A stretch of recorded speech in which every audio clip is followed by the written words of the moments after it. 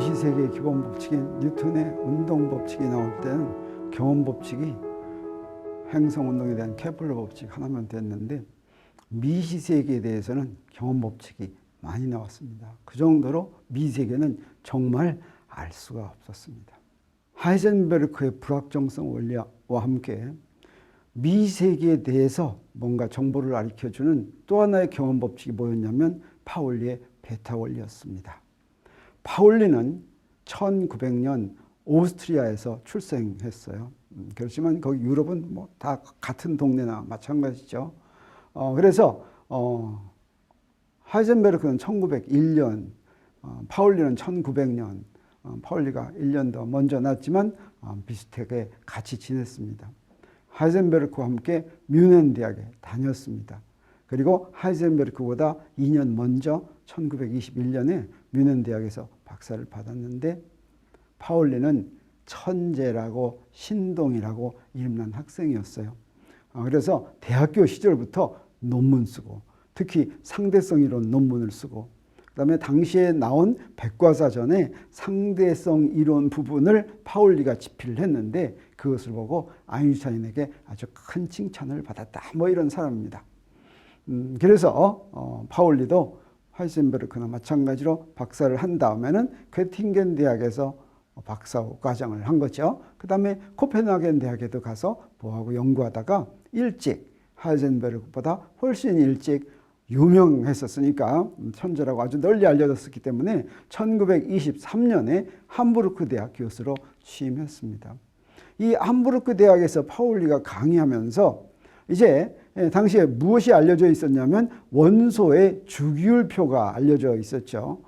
이 주기율표를 만들었는데 사실은 원소의 주기율표가 왜 성립하는지 하는 것도 원자 안이 기본 입자라면 그런 주기율표가 나오지가 않겠죠. 그래서 원자 안이 어떻게 생겼는가 하는 그런 모형으로 설명할 수가 있어야지 됐는데 그때 알고 있던 원자 모형으로는 보의 원자 모형이 있는데 보의 원자 모형은 그 전자가 존재할 수 있는 궤도를 몇 가지 양자수로 정했습니다. 그게 뭐였냐면 에너지 양자수, 그 다음에 뺑뺑 도는 각운동량 양자수, 그 다음에 각운동량의 방향. 그 얘기는 뭐냐면 각운동량이 우리 회전하는 것의 방향은 회전하면 오른나사가 진행하는 방향이 됩니다. 그래서 내가 지금 이렇게 회전한다 그러면 이 방향은 앞방향이 되겠어요. 이렇게 회전한다 그러면 윗방향이 되고 뭐 이런 것인데 이런 각운동량의 방향이 묘하게도 H바, 아까 H바는 H를 2파이로 나눈 거라고 그랬죠. 이 H바는 각운동량의 단위가 됐어요. 그래서 미시세계에서는 각운동량의 Z축 성분, 즉 방향이 H바의 정수배여야지만 된다라고 하는 그런 양자수가 필요했어요. 그래서 당시 보의 원전 모형은 이 세 가지의 양자수로 분류가 됐는데 그것을 가지고는 원소의 주기율표가 왜 성립하는지를 설명할 수가 없었습니다. 뭐 예를 들어서 모든 전자들이 가장 낮은 궤도에 전부 있다고 하면 원자들이 서로 다른 그런 성질을 가질 이유가 없었습니다. 그때 파울리가 베타 원리를 이제 제안하게 됩니다. 그래서 가만 봤더니 이 세 가지 양자수에다가 한 가지 양자수만 더 더하면 그러면 어느 정도 주기율표를 설명할 수 있는 것을 알았습니다. 그래서 네 번째 양자수를 파울리가 제안을 했는데 그 네 번째 양자수는 이상하게도 딱 두 가지 값만을 0, 1 또는 뭐 플러스 마이너스 이렇게 딱 두 가지 값만을 갖는 그런 양자수를 도입하면 주기율표를 잘 설명할 수가 있었는데 그때 그런 양자수를 도입한 다음에 파울리의 베타 원리는 뭐라고 얘기했냐면 이 네 개의 양자수가 전부 다 같은 상태에는 전자가 하나 이상 들어갈 수가 없다라고 하는 거였습니다. 같은 상태는. 그래서 상태가 같은지 틀린지는 양자수 가지고 구분하는데 네 가지의 양자수 중에서 하나만 달라도 뭐 에너지가 다르다든가 각운동량의 크기가 다른다든가 또는 각운동량의 방향이 다르다든가 또는 파울리가 도입하자고 제안한 두 개의 값을 갖는 그 네 번째 양자수가 다르든가 그중에 어떤 하나라도 다르면 그러면 그런 전자는 두 개가 있을 수가 있지만 그 네 개가 전부 다 같은 그런 전자는 두 개가 있을 수 없다라고 하면 주기율표가 잘 설명되는 것을 알았습니다. 그랬는데 그 뒤에 무슨 일이 벌어졌냐면 그 네 번째 그 양자수는 전자의 고유스핀이라는 양과 관계에 있다고 하는 게 밝혀지게 됐어요. 고유스핀에서 스핀은 각운동량과 같은 이야기입니다. 스핀은 뺑뺑 도는 것인데 제자리에서 도는 것을 스핀이라고 그래요. 근데 묘하게도 기본 입자, 전자나 양성자나 이런 기본 입자는 실제로는 뺑뺑 도는 것처럼 안 보이는데도 도는 것과 똑같은 효과를 갖고 있었습니다. 그래서 이것을 고유스핀이라고 하는데 그런 고유스핀도 각운동량과 같이 행동을 하는데 그때 고유스핀이 2분의 1짜리는 어떤 값을 갖냐면 크기가 2분의 1이면 그것의 Z축 성분은 1씩만 차이가 나서 2분의 1 마이너스 1 이렇게 두 개의 상태만 가질 수 있습니다. 만약에 전자의 고유스핀이 전자는 고유스핀이 2분의 1이어야 되는데 어떤 것이 고유스핀이 1짜리가 있다면 그런 Z성분은 1, 제로, 마이너스 이렇게 세 가지를 가질 수가 있는 이런 거예요.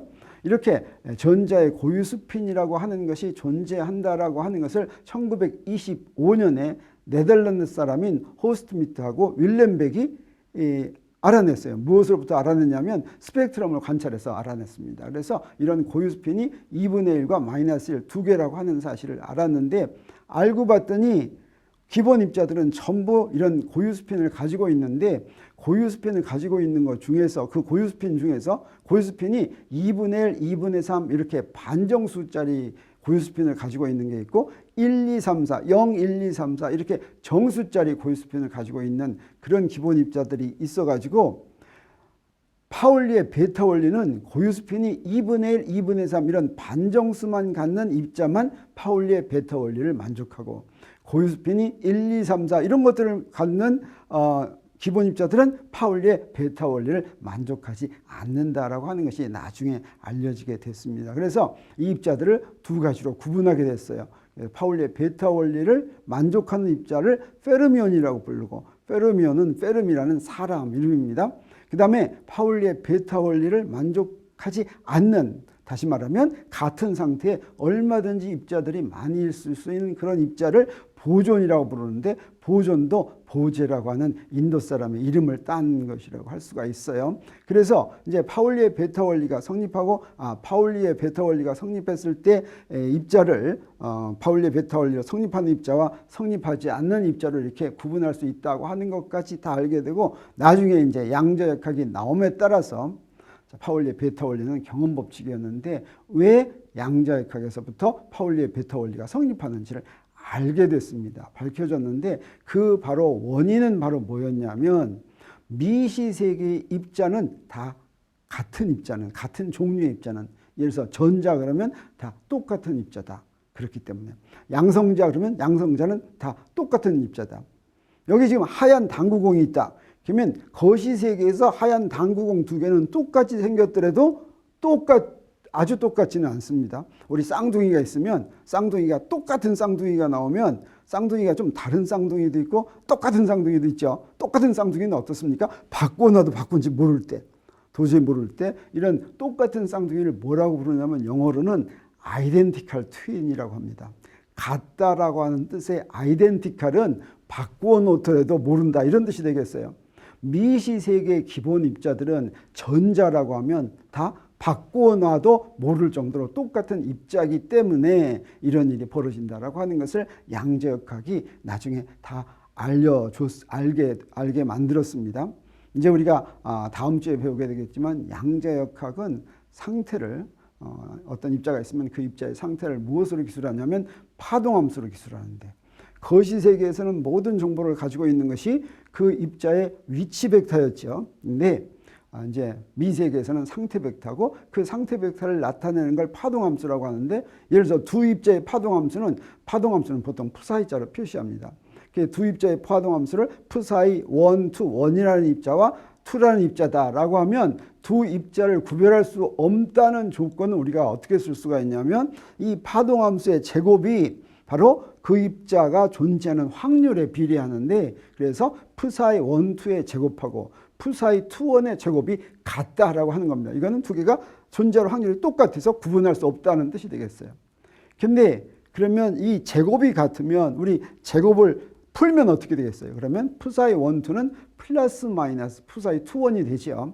근데 양자역학에서는 우리가 앞으로 배우게 되겠지만 이 파동함수는 관찰하는 것이 아닙니다. 그래서 바로 이런 값이 주어지는데, 관찰은 제곱만 관찰하는 거예요. 근데 제곱만 관찰해서 두 개의 아이덴티컬한 입자가 구분할 수가 없는데, 파동함수는 이런 두 가지 성질을 갖는데, 이런 두 가지 성질을 가질 때 psi 1, 2는 플러스 마이너스 psi 2, 1이라고 했을 때 입자 두 개를 교환하더라도 플러스 사인이 나오는 것을 대칭 파동함수라고 그러고, 마이너스 사인이 나오는 것을 반대칭 파동함수라고 합니다.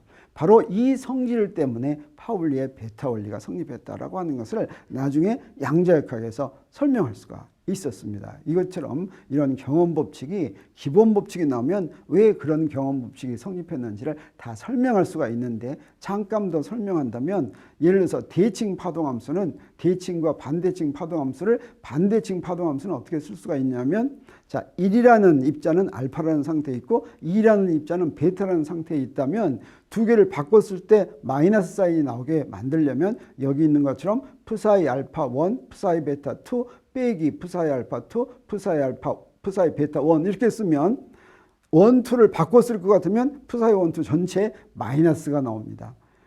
이런 반대칭 함수라면 만약에 알파와 베타가 같으면 어떻게 돼요? psi 알파 1, psi 알파 2 빼기 psi 알파 2, psi 알파 1 되니까 0 되죠. 근데 파동함수가 0이면 이건 존재하지 않는다는 것이니까 그런 상태는 존재할 수 없다. 그래서 이게 바로 파울리의 베타 원리다라고 얘기할 수가 있겠습니다. 이 파울리는 베타 원리를 발견한 공로로 1945년에 노벨 물리학상을 수상했습니다.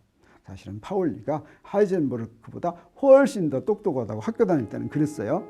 근데 하이젠베르크는 1932년에 노벨상 받고 파울리는 1945년에 노벨상 받았습니다.